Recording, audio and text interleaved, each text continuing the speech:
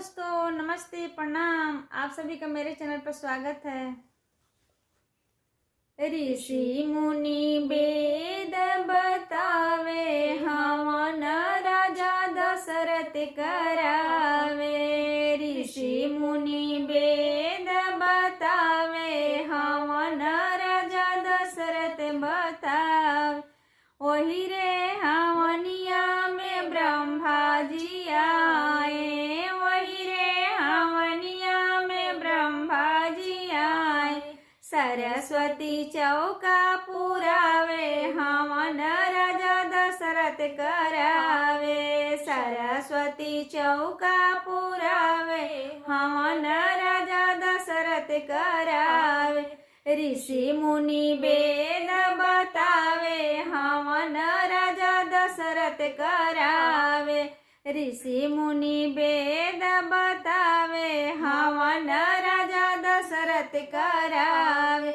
वही रे हवनिया में शंकर जी आए, वही रे हवनिया में शंकर जी आए। गौरा चौका पुरावे, हवन राजा दशरथ करावे।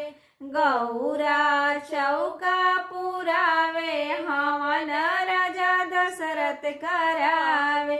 ऋषि मुनि वेद बतावे, हवन राजा दशरथ करावे।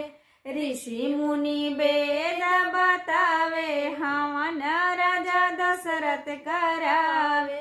वही रे हवनिया में विष्णु जी आए, वही रे हवनिया में विष्णु जी आए। लक्ष्मी जी चौका पुरावे, हवन राजा दशरथ करावे। लक्ष्मी जी चौका पुरावे, हवन राजा दशरथ करावे। ऋषि मुनि वेद बतावे, हवन राजा दशरथ करावे। ऋषि मुनि वेद बतावे, हवन राजा दशरथ करावे। वही रे हवनिया में कृष्ण जी आए, वही रे हवनिया में कृष्ण जी आए। राधा जी चौका पुरावे, हवन राजा दशरथ करावे। राधा जी चौका पुरावे, हवन राजा दशरथ करावे। ऋषि मुनि वेद बतावे, हवन राजा दशरथ करावे।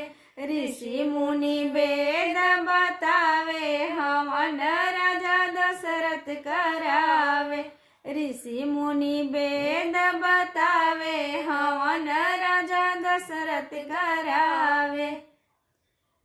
दोस्तों, वीडियो अच्छा लगे तो लाइक कीजिएगा, शेयर कीजिएगा, सब्सक्राइब कीजिएगा और कमेंट के माध्यम से बताइएगा कैसा लगा ये गीत। Thank you.